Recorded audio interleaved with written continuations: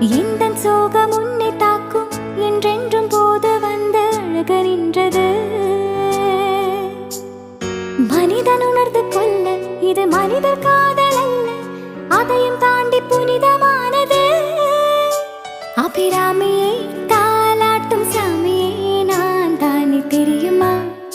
சிவகாமியை சிவனில் நீயும் பாதியே உனக்கு புரியுமா? அபிராமி லாலியே லாலி லாலியே சிவகாமி